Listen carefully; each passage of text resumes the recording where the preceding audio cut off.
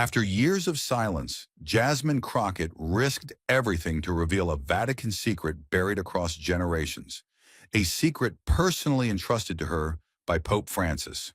Over 50 million people watched live as she opened a letter that could destroy an entire empire. Betrayal, fear, and an unstoppable wave of truth. This was not just history unfolding, it was a reckoning waiting for centuries. But what hidden forces will rise to crush her before the light can break through? Stay with us. This is a story worth every second of your time. The studio lights blazed in brilliant blue and white, casting long shadows across the black lacquer of the stage. While the audience buzzed, restless and expectant, the kind of excitement only late-night television could conjure, a thousand grins half expecting another predictable evening of laughs and gossip. The MC, polished and eager, stepped into the spotlight. Ladies and gentlemen, please welcome one of the most influential political figures of our time, Congresswoman Jasmine Crockett. Applause erupted, scripted, automatic, a tidal wave of claps designed to sweep the night along. But then, the curtains parted and the room exhaled all at once. Jasmine stepped onto the stage, not with the buoyant stride of a media darling, but with a slow, deliberate weight, like a soldier returning from a battle no one else had fought. Her face was set, the corners of her mouth unmoving, her eyes burning with something far heavier than political ambition. She didn't wave. She didn't smile. She moved with the gravity of someone carrying a truth too large for one lifetime. The MC extended his hand brightly, but Jasmine barely brushed it, her fingers cold and brief in the handshake. She moved to the guest chair with mechanical precision, every step a drumbeat of quiet defiance against the empty cheer around her. The audience, sensing something off, faltered, the applause petering out into an uneasy murmur. The cameras kept rolling. The lights stayed fixed. But the energy in the room fractured, as if everyone realized all at once that tonight would not unfold as expected. Jasmine sat stiffly, hands folded in her lap. And then, the spotlight caught something no one had noticed before. A small golden rosary resting on the table between her and the MC. It hadn't been there a moment ago. No one remembered seeing anyone place it. It gleamed against the dark wood like a silent witness, humming with a tension that made the very air seem brittle. And as Jasmine's eyes fell on it, something deep inside her seemed to lock into place, as if the entire night had been waiting for that single fateful second. And just like that, the atmosphere cracked. Not loudly, not visibly, but in the way a dam groans before it gives way. The MC, still clinging to the routine, gave a tight laugh, bouncing slightly in his chair, tapping the cue cards against his knee like a man trying to restart a dead engine. "So, Jasmine," he said brightly, voice slicing the air like a butter knife against concrete, "you're everywhere these days. Making headlines, winning debates, America's new favorite powerhouse. Tell us, how do you juggle it all?" He winked playfully at the audience, coaxing them into a laugh that came a second too late, too thin, like the sputter of a car running out of gas. Jasmine didn't move. She didn't even blink. Her gaze was locked on the golden rosary on the table. Motionless, heavy, like a judge contemplating a verdict no one wanted to hear. The cameras stayed trained on her face, hoping for a smile, a wink, a witty retort, but nothing came. Only the long, unbearable silence of a woman measuring a choice so heavy it bent the air around her. The MC shifted in his seat, forcing a chuckle that sounded more like a cough. "Maybe you've got a book deal coming? A podcast. Everyone's doing podcasts these days." His voice cracked slightly on the last word, and a few polite chuckles stumbled from the audience, unsure if they were supposed to find this funny or terrifying. Still, Jasmine said nothing. Still, she stared at the rosary. Still, the pressure built, invisible but crushing, like the air just before a storm when the birds fall silent. The MC swallowed, wiping his hands subtly against his pant leg. He tried again, softer this time, desperate. "Jasmine, you okay?" His smile was faltering now, slipping into something smaller, something scared. And that's when Jasmine moved. Slowly, deliberately, she lifted her eyes from the table. Her head rose, not fast, not dramatic, just a single movement, clean and precise, like the drawing of a sword from a scabbard.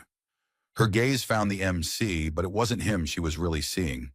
It was something beyond him, something none of them could understand yet.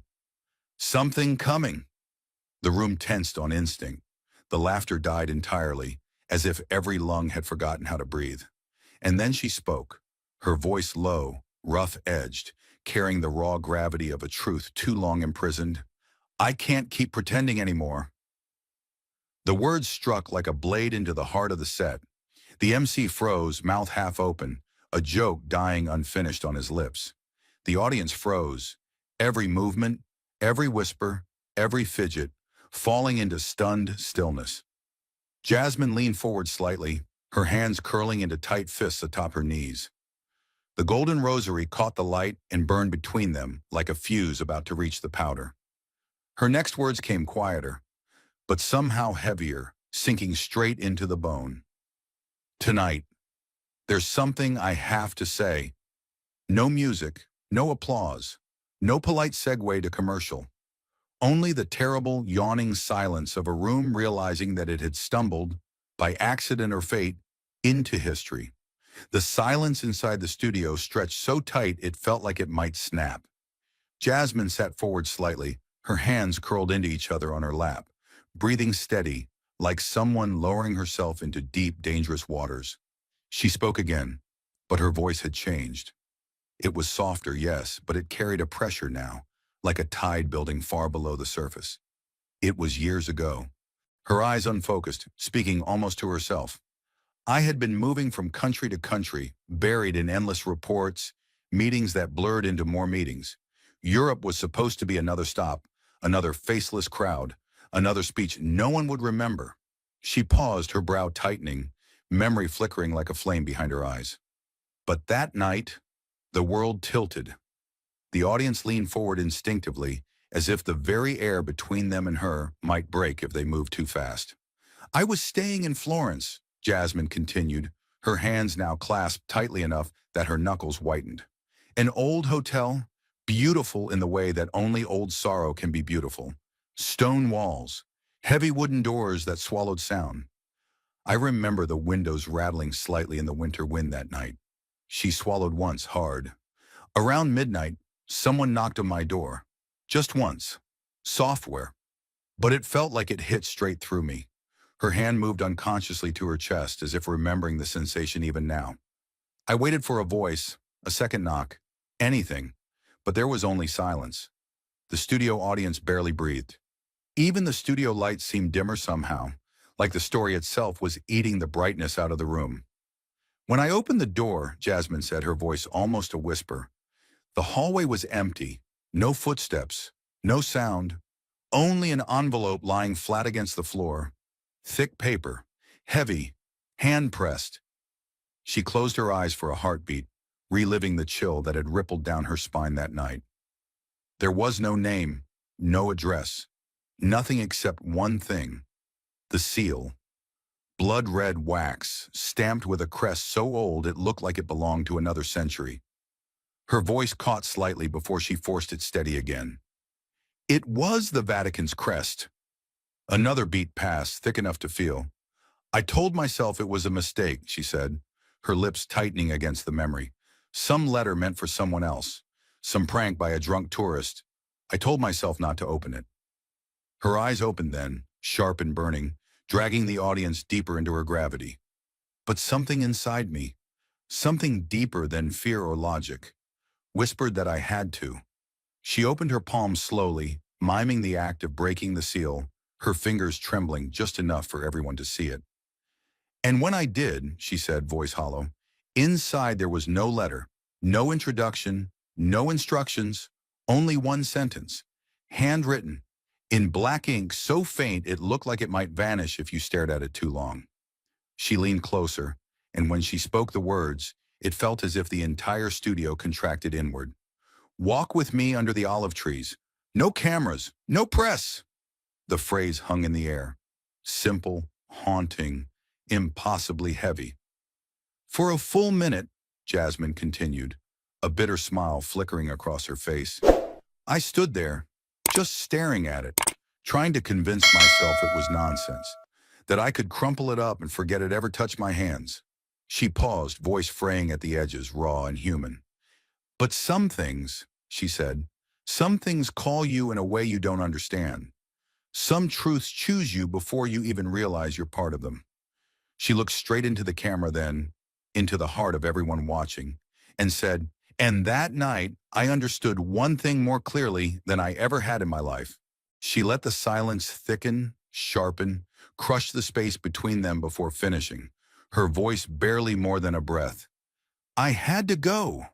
And so I went, Jasmine thought, her voice threading low across the frozen silence of the studio. And from the first step I took that night, I knew I was leaving something behind forever.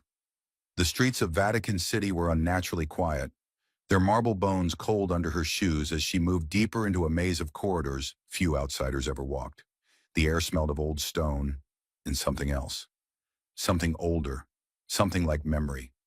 At every turn, the towering walls seemed to press inward, as if trying to swallow her whole before she reached her destination. Jasmine didn't hesitate, not because she wasn't afraid, but because some fears are smaller than the terror of living a life spent looking away. She followed the directions given, each hallway more narrow, more deserted than the last, until finally a narrow archway yawned open, spilling her into a garden that felt untouched by time itself. It was colder here. The olive trees stood gnarled and skeletal, their roots knotted through the cracked earth like the fingers of the dead. Moonlight spilled in thin sheets across the garden, outlining every twisted branch in silver. The shadows were so deep they seemed almost alive, breathing, moving just at the edge of sight. Jasmine's breath formed small, ghostly clouds in the frozen air as she walked forward, her steps crunching softly against gravel, so old it might have once paved the feet of saints. And there he was. Pope Francis stood beneath the largest olive tree, the folds of his simple white robe almost swallowed by the night. He did not wear the gold, the jewels, the ornaments of his station, only the plain garments of a man who had nothing left to hide. His shoulders hunched forward slightly, as if the weight of unseen wars bowed him lower with every breath. His frame was thinner than the photographs, more fragile, and yet the light that burned in his eyes was impossibly fierce, refusing to dim against the vast, indifferent dark around them.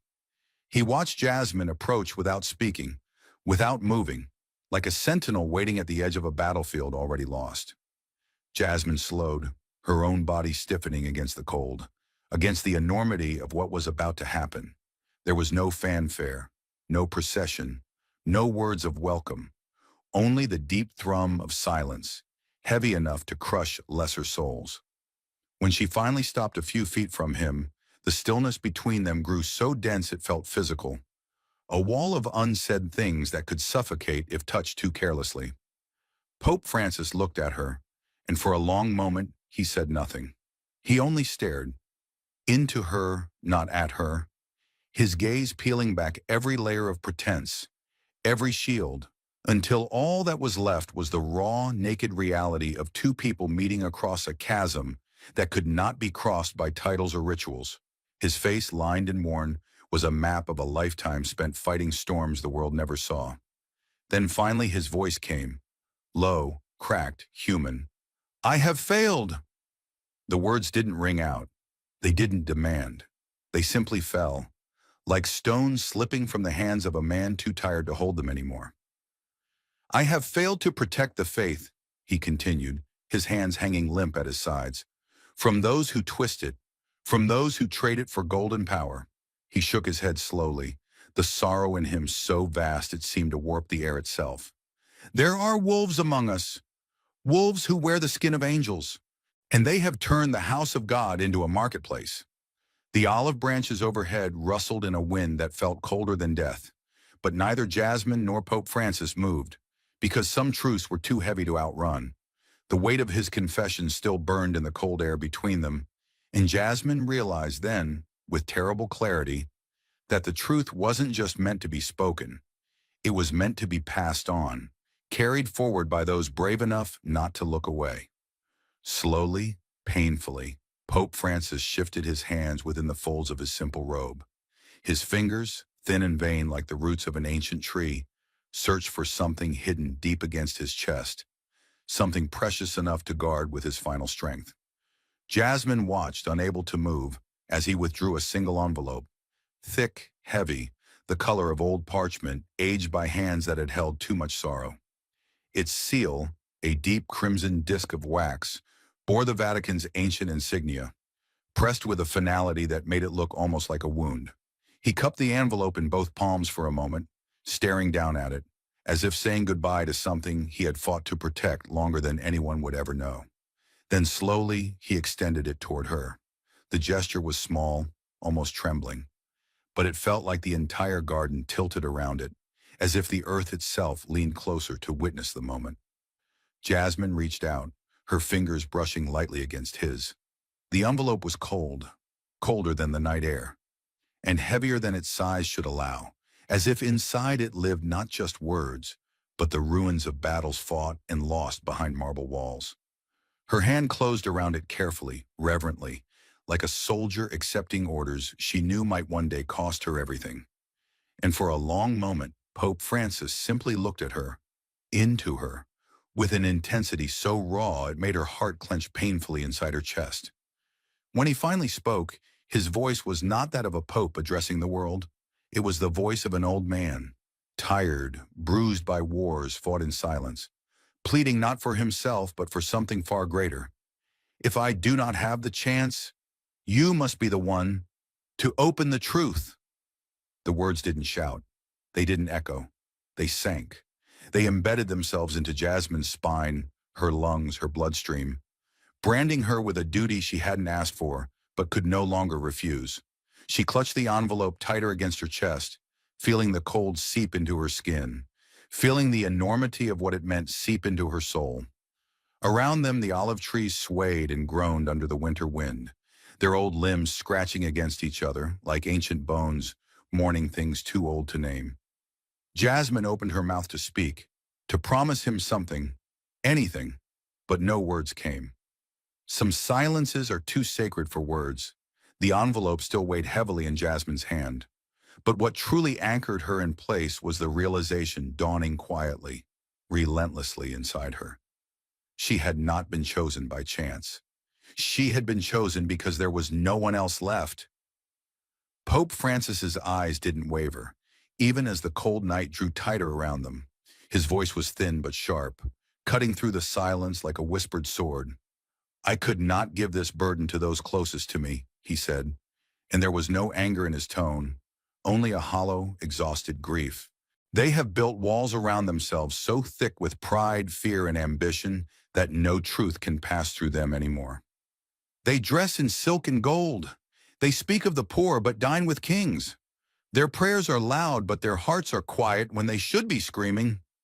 His hands folded before him, trembled not from weakness, but from the unbearable knowledge of betrayal. Jasmine swallowed, her throat dry and raw, the reality of his words hitting her harder than the winter wind. I needed someone untouched by these walls, he continued, his voice dropping lower, almost conspiratorial, as if the shadows themselves were listening. Someone who has not been fed by the system. Someone they would underestimate, dismiss, never see coming. He let the words settle between them like stones sinking into deep water. You are that someone. The weight of his gaze pinned her to the ground more surely than any chain ever could. You are not bound by their false oaths. You are not poisoned by their crowns. His voice cracked then, only once. The break so small, most would miss it. But Jasmine heard it, felt it, like a fissure running through the night. And that, he finished, almost whispering now, is why you can do what none of them will. The garden seemed to press closer around them, as if the very stones and trees bore witness to the passing of something sacred, something irreversible. And in that frozen breath of time, Jasmine understood. She was no longer merely a visitor. She was a weapon, and the truth she now carried was sharp enough to cut through even the thickest walls of silence. But the truth was never meant to sit quietly, and neither, it seemed, were those determined to bury it before she ever found the courage to set it free. The night she walked away from that hidden Vatican garden, Jasmine thought the hardest part was over. She was wrong. In the days that followed, she wrapped the envelope in a layer of old legal files, slid it into a false bottom drawer, and told herself it could wait. She buried it the way some bury grief, quietly, methodically, without ever quite believing it would stay buried. She told herself she was being rational, that whatever was inside could not be more important than the life she had built, the safety she had earned. But the envelope never stopped breathing under the surface of her days. She could feel it sometimes at night, through the walls of her apartment, a faint pulse, like something alive scratching from inside a coffin. She had not broken the seal, but somehow the world already knew she carried it, and the world had begun to react. The changes came slowly at first. Little things, small enough to ignore. A locked laptop left untouched overnight flickered with ghost emails by morning. Conversations on secured phone lines crackled with static, dropping into dead air whenever she said words like Rome or Vatican. Once, at a crowded cafe, she caught the glint of a camera lens behind a newspaper, aimed straight at her chest. And though she told herself it was nothing, she began to notice other patterns. The same black car idling at the curb for hours, a face she recognized from the courthouse hallway suddenly appearing at her gym, her grocery store, her church. Paranoia, she whispered to herself. Only paranoia. Until the first letter arrived. It was tucked between her electricity bill and a flyer for a pizza shop that had been closed for 6 months. No stamp, no handwriting, just a single sheet of paper, typed in cold, clinical font. Silence protects more than you know. Jasmine stared at the words until they blurred, her heart hammering against her ribs with a force that left her dizzy. She told no one. She shredded the letter and burned the shreds in her kitchen sink, watching the flames eat the warning letter by letter. But 2 weeks later, another came, and then another, and another. The letters never changed. The message never softened. Silence protects more than you know. But it wasn't just the letters. People she trusted, people who knew too much, began to vanish like smoke through cracked doors. One by one, their names stopped appearing in news feeds. Their phones stopped ringing. A junior journalist who once joked about her Vatican secrets was found drowned in a river she had no reason to cross. A friend who had driven her home from the airport disappeared without explanation. His apartment left untouched, the coffee still warm on the counter. By the third letter, Jasmine no longer slept through the night. By the fifth, she stopped believing in coincidences. And by the seventh, she understood with terrifying clarity. Whatever hunted her now would not be satisfied with silence forever. She had carried the silence like a second skin, worn it until it bled into her bones. But sitting here now, under the suffocating blaze of studio lights, with the entire world watching, Jasmine Crockett knew. Some silences were meant to be broken, even if it cost everything. The chair beneath her felt harder than steel, the air thicker, almost syrupy in her lungs as she slid her hand slowly inside her jacket. The MC was still talking, nervous, bright, desperate, but his voice had become little more than a mosquito buzz at the edge of her hearing. Her fingers closed around the familiar weight buried deep inside the folds of cloth, and her pulse spiked so hard she could feel it echo in her teeth. The envelope was warm now, worn soft by years of friction against her life. The red wax seal cracked at one edge, but still holding, like a dam refusing to break. She pulled it free with a deliberate, almost reverent slowness, placing it onto the polished oak table between them as if laying down a weapon. For a moment, the MC froze mid-sentence, blinking at the sudden intrusion of something unscripted, something too real for the soft, plastic world of late-night television. The cameras, trained and hungry, pushed forward mechanically, zooming in until the battered envelope nearly filled the nation's screens. The audience shifted, a ripple of bodies pulled by a tide they couldn't see, but could already feel pulling at their ribs. Jasmine lifted her head, her dark eyes locking not on the man across from her, but directly into the cold lens of the main camera, the portal between her and millions. Her voice broke the silence like a match dropped into dry brush. If not now, then it will never happen. The words didn't echo. They detonated, quiet but final, severing the night neatly in two. Jasmine's hand moved to the wax seal, her thumb pressed against the brittle surface, and the crack that echoed across the set was so sharp, so absolute, that a few members of the audience physically flinched. She peeled the flap back with the steady care of someone disarming a bomb, each movement slow, precise, irreversible. The paper inside was stiff, yellowed, trembling faintly under her touch. Not from the drafty studio air, but from the charge built up around it, from the years of fear, the years of silence, the years of unseen hands fighting to keep it buried. The MC sat rigid now, his hands clenched uselessly around his cue cards, color draining from his face as if he could feel, instinctively, that the ground beneath them was no longer safe. And in that moment, as Jasmine unfolded the letter for all the world to see, the artificial world of late-night TV, with its polished jokes and hollow applause, crumbled into dust around her feet. The first page was stark. No introduction, no preamble, no gentle descent into what was to come. Just a title typed in faded black ink, its weight sinking into Jasmine's chest like a leaden fist. Operative financial ties and asset misappropriation. Internal church documentation. She blinked once, her throat tightening, but forced herself to keep reading. Below the heading sprawled rows upon rows of names. Names she recognized, names the world revered. Cardinals, bishops, administrators, all neatly listed beside account numbers, offshore companies, coded transactions stretching from Zurich to the Cayman Islands. The audience, watching from behind the invisible wall of broadcast screens, couldn't see the details yet, but they could feel it, the crackling energy of revelation ripping the sterile air apart. Jasmine turned the page with a hand that no longer trembled, her movements slow, methodical, as if each word needed to be carved into the bones of everyone watching. The next page drilled deeper, specific properties tied to phantom charities, luxury villas registered under papal organizations, entire hospital networks siphoning funds meant for the sick into anonymous holding companies. Jasmine's eyes scanned the documents, and with every line, the enormity of the betrayal gnawed deeper into her. These weren't just isolated scandals. This was a machine, a network hidden inside the very structure sworn to protect faith, hollowing it out from the inside like rot behind gilded walls. Every transaction was precise, calculated, protected by the armor of ritual and reputation, and every name carried the unbearable weight of trust broken beyond repair.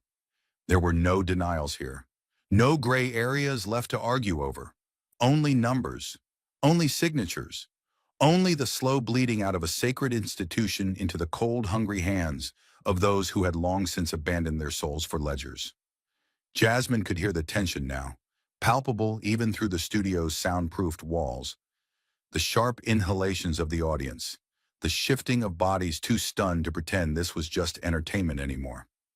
The MC sat frozen, his hands limp in his lap, eyes darting helplessly to the producers off stage, who themselves sat paralyzed, knowing there was no way to cut to commercial without revealing what they had allowed to be unleashed live. Jasmine pressed forward, flipping to the next page, revealing not just financial decay, but the political web protecting it. Memos, internal Vatican communications, personal correspondences, coded with euphemisms so thin they barely disguise the transactions underneath. Deals brokered with governments, silence purchased from media outlets, promotions awarded in exchange for loyalty to a system rotting under its own weight. And then she found it, the page that stopped even her breath cold, typed at the bottom of a classified memo, in a different, almost hurried hand, was a single line. It was not a transaction. It was not an accusation. It was a prophecy. The destroyer will not come bearing weapons, it read. They will come as a friend, clothed in light, but carrying the void. Jasmine stared at the words, feeling the cold knot of understanding tighten in her stomach. This had never been about a single scandal, a single betrayal. This had been foretold, anticipated, feared. Somewhere within the marble corridors and golden halls, they had known. They had known that the death of faith wouldn't come through violence. It would come through seduction, through imitation, through those who smiled and prayed and shook hands, all the while emptying the soul of everything it was meant to protect. She raised her head slowly, the paper trembling faintly in her grip now, not from fear, but from the sheer force of the truth she held. Across the table, the MC was pale, sweat glistening at his temples despite the cold of the studio. Behind the cameras, a low, involuntary murmur rippled through the crew. Somewhere in the darkness of the audience, someone gasped audibly, unable to contain it any longer. Jasmine turned another page, revealing photographs stapled to the final section of the letter. Grainy images of villas bought with stolen donations, yachts registered under ghost charities, luxury cars gifted in the names of the poor. Attached to each image was a name, a title, a date, enough evidence to ignite a fire that even the highest walls of the Vatican could not smother. And still the last sheet of the letter remained. It was different from the others. Handwritten, hurried, the ink smudged in places as if penned under unbearable pressure. "If you are reading this," it began, "then I am gone."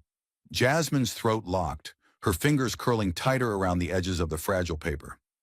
There are those who will tell you that to expose this truth is to destroy faith. They are wrong. Faith cannot be destroyed by the truth.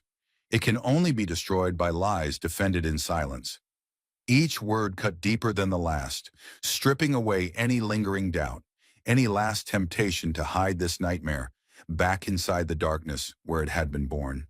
"Do not protect the walls," it ended. "Protect what the walls were built to shelter. Protect the flame, even if the temple burns." Jasmine lowered the letter slowly, her hands steady now, the audience dead silent, the world holding its breath. Jasmine let the last page of the letter settle onto the table, its weight filling the studio like a slow rising tide. She didn't speak immediately. She let the silence thicken, let the audience feel the full gravity of what they had just witnessed. Then, with hands steady but eyes dark with a grief too old to name, she reached inside her jacket once more. From a slim inner pocket, she withdrew a single photograph, its corners bent and worn, its surface scuffed by countless nights of being handled and hidden and re-examined under trembling hands. The camera zoomed instinctively, as if sensing something unspeakable was about to cross the line between the unseen and the unforgettable. Jasmine placed the photograph face down on the table for a moment, her fingers lingering atop it, as if weighing whether to flip it, whether to cross a second threshold from which there would be no return. Her voice, when it finally broke the stillness, was low, almost reverent. "There's something else," she said, "something that never made sense until now." She turned the photograph over with a soft, deliberate movement, revealing the image to the world. Under the dim, grainy resolution of a nighttime shot, two figures could be seen walking side by side. Jasmine and Pope Francis, unmistakable despite the blurring fog of the lens. They were alone, or so they had believed. The olive trees arched above them like cathedral rafters, the moonlight barely enough to sketch their outlines against the heavy dark. But in the far corner of the frame, almost swallowed by the shadows, lurked a third shape, a figure half shrouded in a long, hooded cloak, standing perfectly still among the trees, watching. The audience audibly shifted, the collective sound of 1,000 heartbeats catching at once.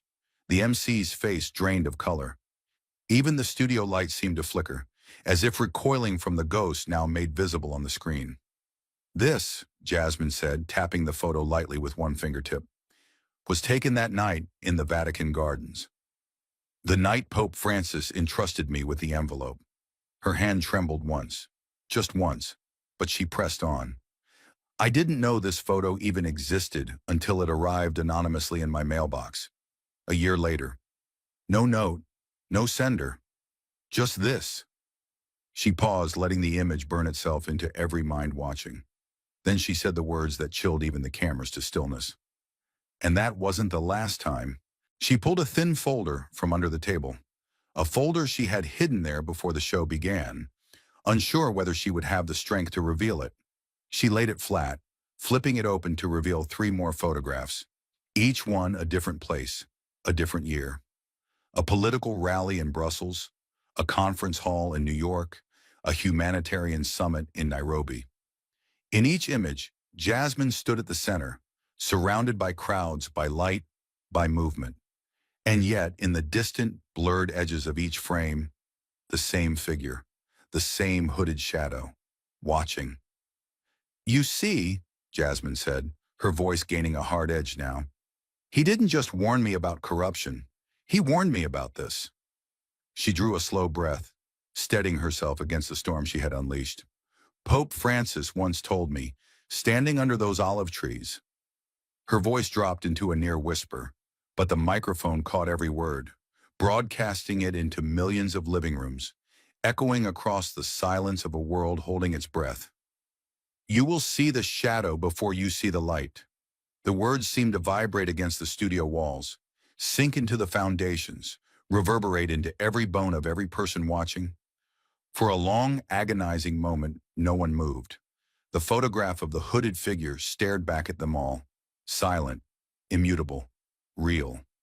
Jasmine leaned back slightly in her chair, her body rigid, her face carved in something that was not quite fear, but not yet triumph either. "They've been following me for years," she said simply, "waiting, watching, making sure this moment never happened. And now with the letter opened and the photographs laid bare, the silence that had once been her prison had become her weapon. The truth was no longer something hidden in dark gardens and sealed envelopes. It was alive. It had a face, and it had just been unleashed upon the world. The photographs lay like shattered mirrors across the table, and for a moment the world seemed suspended, holding its breath, trapped between everything it had believed and everything it could no longer deny. Jasmine Crockett understood then.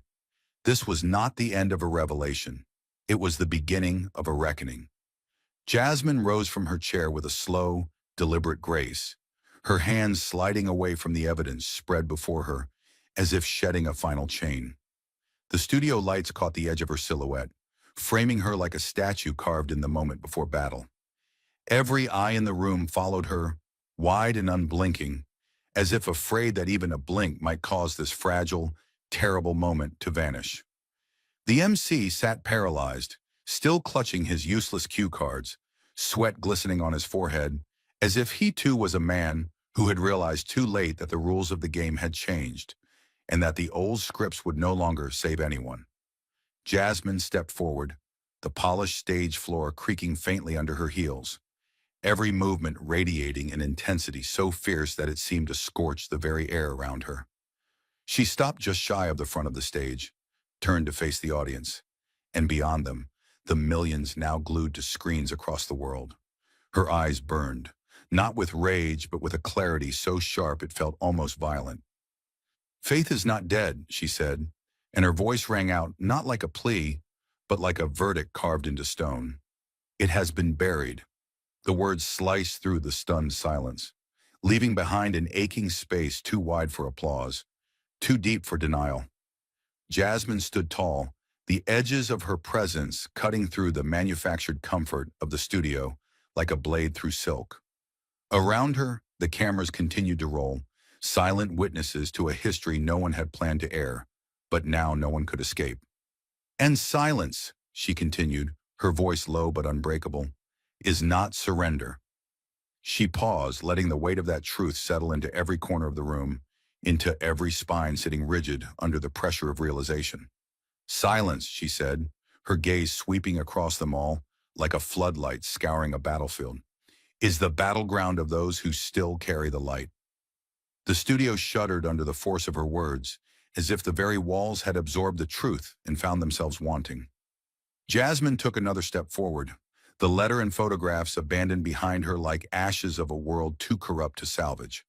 The MC shifted helplessly in his chair, the muscles of his jaw working soundlessly, his carefully managed world crumbling into pieces he could no longer fit back together. The audience remained frozen, not because they were indifferent, but because they knew, deep in the marrow of their bones, that something irreversible had been set into motion. Jasmine's eyes flickered once more toward the camera, the great unblinking eye that now carried her words into living rooms, into phones, into the hearts of those who had stopped believing that anything could truly change. She straightened her shoulders one final time, the fire in her gaze growing brighter, hotter, refusing to be extinguished. "The truth," she said, voice dropping into a near whisper that somehow felt louder than any shout, "is quieter than lies." The words settled like iron into the collective chest of the audience, heavy and permanent. But one day, Jasmine paused, her eyes flashing, daring the world to keep listening. "It will roar louder than them all." For a heartbeat longer, she stood there, a single figure against a backdrop too small to contain her. Then with a final, deliberate motion, Jasmine turned. She walked off the stage, not rushed, not fleeing, but with the slow, unbreakable gait of someone carrying a torch through a city already crumbling under the weight of its own betrayal. No music played, no applause rose, only the deep, stunned silence of a world realizing it had just been changed, whether it was ready or not. The letter, the photographs, the silent warnings, they remained behind her, abandoned on the table like remnants of a war that was only just beginning. But Jasmine Crockett no longer needed them. She had already become the message. And in the heart of that silence, for the first time in too long, truth began to breathe. The echo of Jasmine's final words still hung in the studio air, long after she disappeared backstage. A lingering tremor that no commercial break or scripted closing monologue could erase. For a heartbeat, the entire room, audience, crew, host, sat frozen in a stunned paralysis, caught between the fading pulse of the show's usual illusion and the raw violence of what had just been laid bare. The cameras continued to roll for several seconds longer, capturing blank stares, half-open mouths, cue cards fluttering to the ground like defeated flags. Then, someone offstage cut the feed, not with a dramatic closing, but a desperate yank of the power cable, plunging millions of homes into sudden, jarring silence. But it was already too late. The fire had started. Within minutes, the footage of Jasmine unfolding the Vatican letter, of the sealed documents and grainy photographs spread across the polished oak table, flooded every corner of the internet. Someone had recorded the live feed on a phone. Someone had uploaded it, and now it spread like wildfire, no force on earth fast enough to cage it back. On Twitter, hashtags ignited with the fury of 1,000 storms. Pure, silent, no more, Chosa the letter, Chihur the shadow, and the light within an hour. The silent truth was trending in 23 countries. Major news outlets scrambled to catch up, their polished anchors hurriedly discarding the evening's original scripts in favor of frantic live coverage. CNN broke into its primetime broadcast with a flashing red, breaking news banner, the familiar voices now uncertain, almost trembling, as they tried to summarize what they had just witnessed.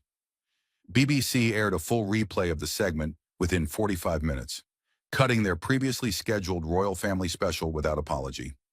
Reuters, Associated Press, and Al Jazeera unleashed teams of analysts and investigators, pouring through every frame of the leaked footage, dissecting Jasmine's words line by line. In living rooms, airports, college dormitories, bars, and church halls around the world, people stopped whatever they were doing to watch, rewatch, and argue over what it meant. Some saw betrayal, some saw salvation. But no one, absolutely no one, could look away. In the first 3 hours, responses from the church hierarchy began to trickle out. Statements hastily drafted, cold and impersonal, aimed more at quelling panic than at offering any real answers. These accusations are unfounded. The church remains committed to transparency and truth. Documents obtained outside of authorized channels cannot be verified. But the words felt hollow, brittle, breaking apart under the sheer gravity of what Jasmine had exposed. For every official denial, a new voice rose up online. Former seminary students, disillusioned parishioners, journalists long blacklisted by Vatican officials. One by one, they began sharing their own fragments of the story. Photographs, invoices, letters, hints that they too had seen cracks in the marble long before tonight. The dam was breaking, and there would be no way to patch it now. By midnight, spontaneous gatherings formed across major cities. In New York's Union Square, hundreds stood shoulder to shoulder, many holding candles, some holding signs that simply read, Faith survives truth. In Paris, a silent march wound its way along the Seine, the only sound the soft ripple of banners in the cold night air. In Rome itself, barely a mile from the Vatican walls, crowds gathered at Piazza San Pietro, their faces illuminated by the soft, unwavering glow of phone screens replaying Jasmine's broadcasts again and again. It wasn't a riot, it wasn't a protest, it was something quieter and therefore infinitely more dangerous. It was the moment when silence stopped meaning obedience. Inside the Vatican, the reaction was swift and panicked. An emergency meeting of the College of Cardinals was convened behind locked doors. Security forces doubled around St. Peter's Square, their dark silhouettes sharp against the ancient marble. Radios crackling with coded instructions. Leaks from within the Vatican began slipping almost immediately. Whispers of old alliances fracturing, of young clerics refusing to toe the line, of secret investigations quietly reopened after years of forced dormancy. At one point, just before dawn, an unconfirmed internal memo surfaced, posted anonymously to encrypted forums, spread like a virus among journalists. It read simply, "The house divided cannot stand. The light is breaking through." Meanwhile, Jasmine sat alone in a rented apartment on the outskirts of the city, far from the glare of television cameras or the roar of crowds. The television in the corner of the room blinked with endless coverage, panels of experts shouting over one another, clumsy headlines flashing across the bottom of the screen. The footage of her standing under the studio lights, reading the Vatican letter, played on a loop, punctuated by endless slow-motion close-ups. Her hand cracking the wax seal, her voice cutting through the breathless silence, her face unreadable, yet burning with something that no editing could ever erase.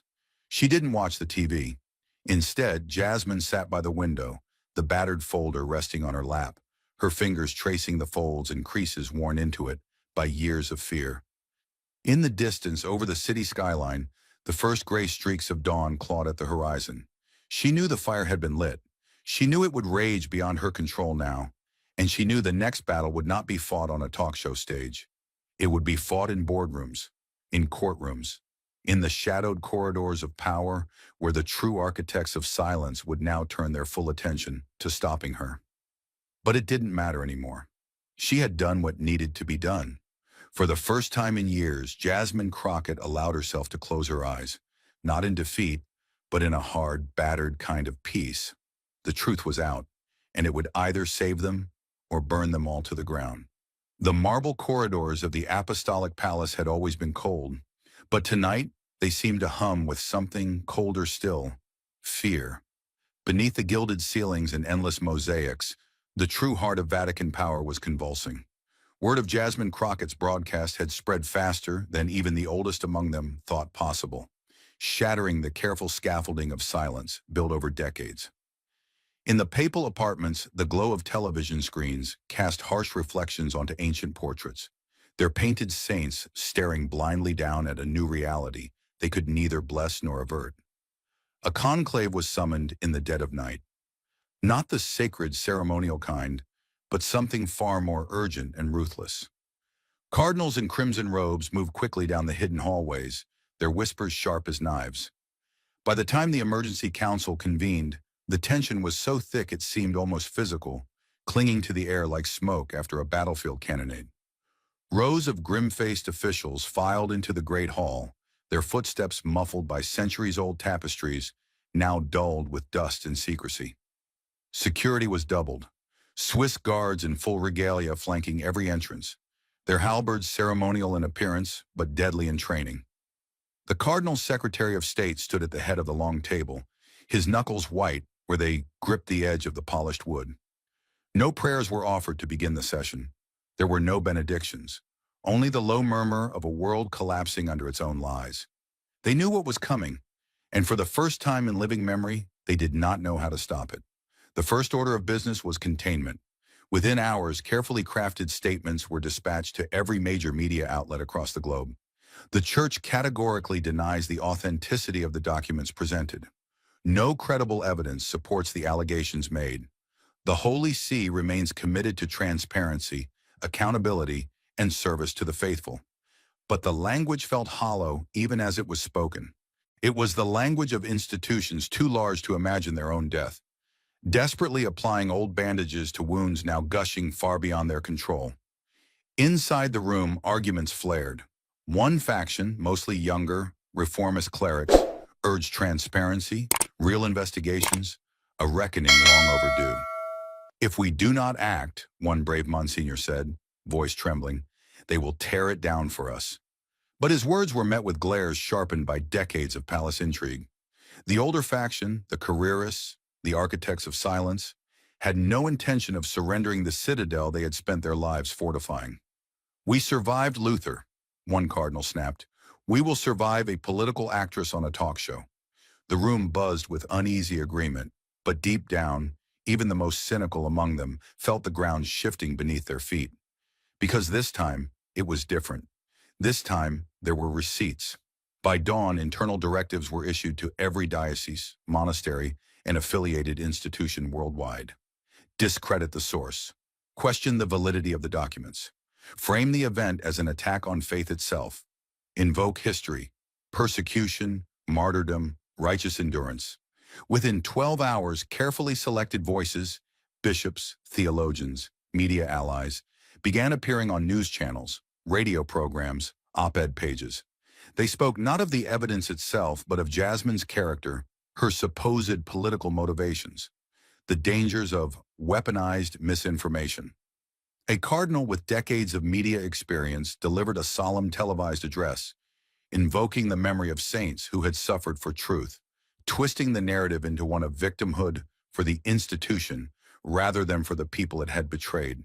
But even as the machine roared into motion, cracks appeared.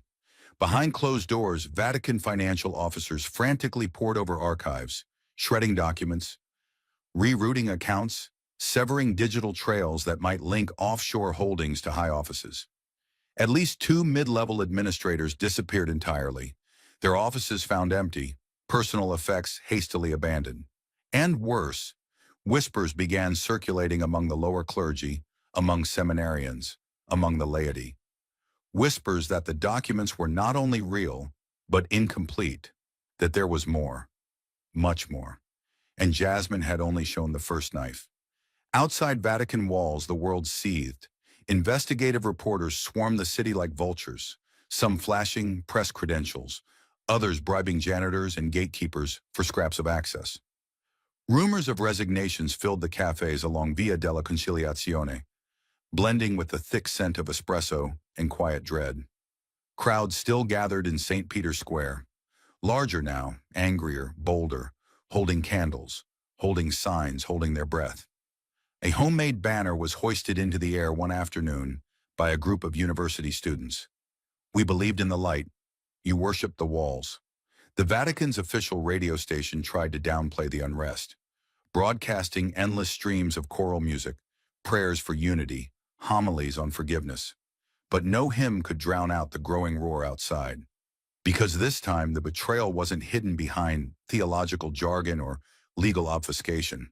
It was printed in black and white. It had faces, it had names, and the faithful could read. Inside the apostolic palace, the old men gathered again as dusk fell, their faces more haggard now, their prayers tighter, tinged with something dangerously close to panic. We must reclaim the narrative, the Cardinal Secretary of State said, pounding the table with a fist that trembled slightly. If we do not, we are lost. Proposals filled the air like desperate arrows. Stage a symbolic firing of a few expendable officials. Announce a grand council of reform, months into the future, enough to buy time, not so soon as to require action. Redirect attention, highlight missions of mercy, charitable projects, global peace initiatives. But nothing, not the blood of martyrs, not the gold of centuries, could put the genie back into the bottle.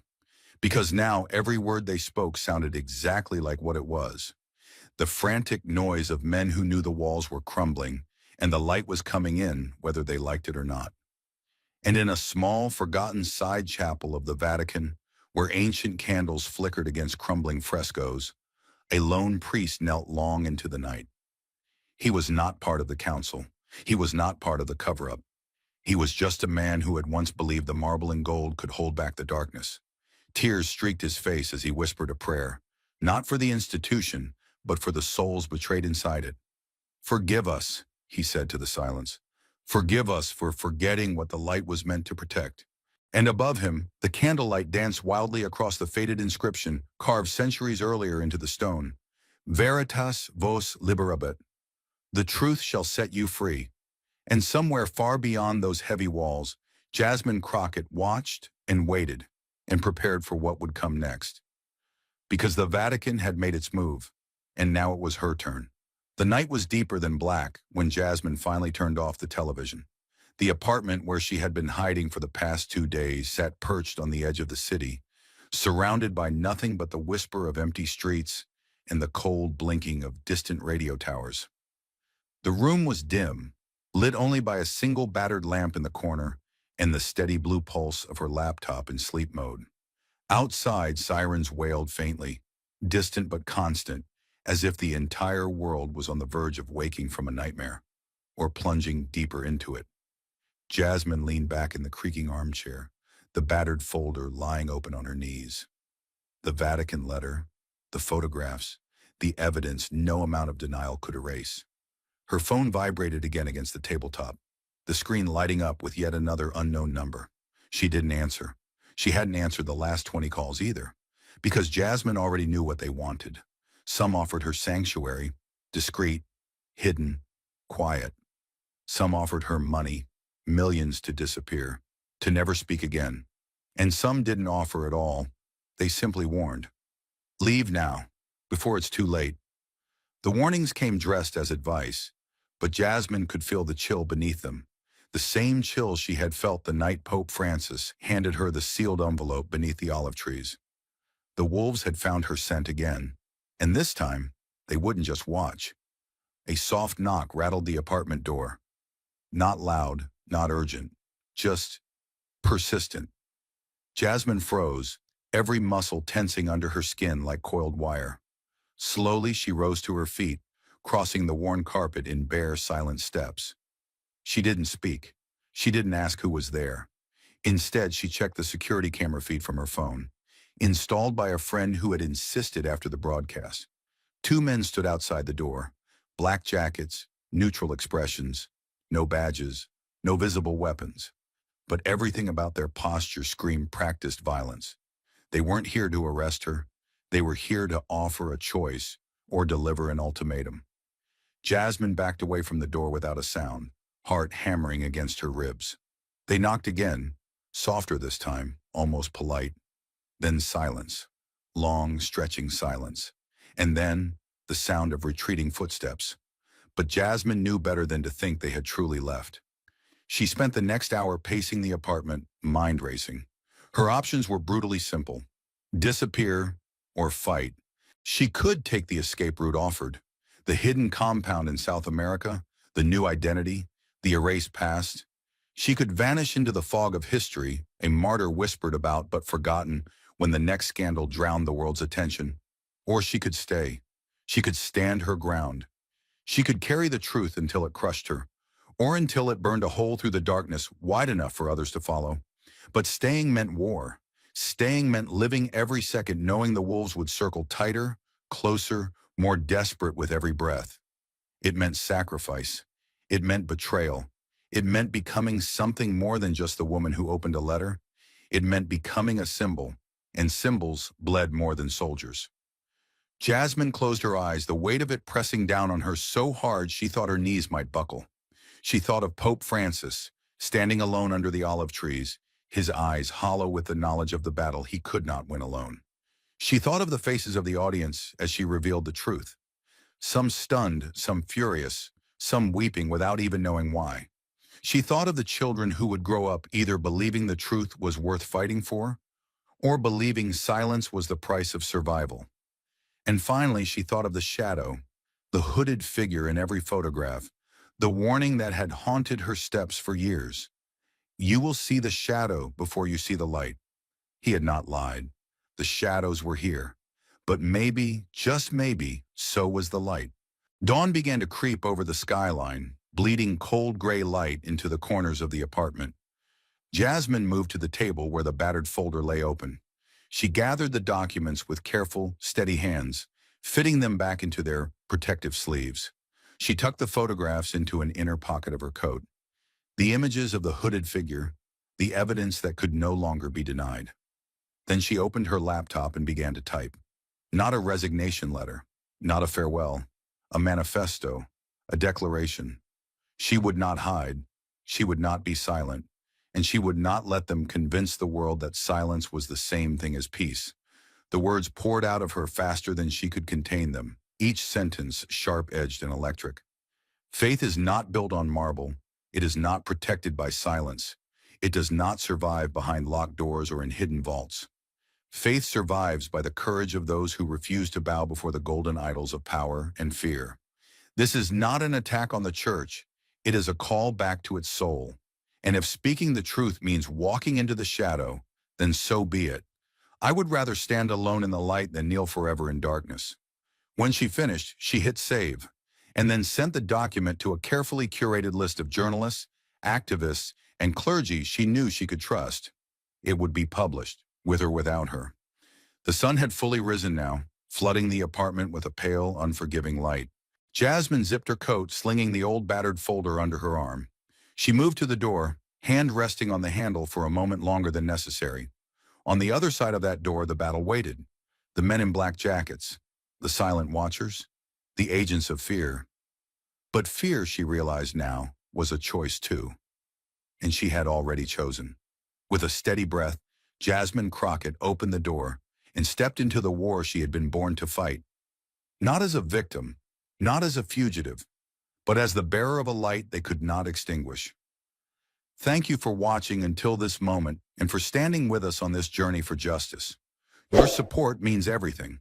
Like, subscribe, and turn on notifications so you never miss what's next. And we'd love to hear your thoughts. Leave a comment below and let us know what moved you most in this story. Together, our voices make a difference.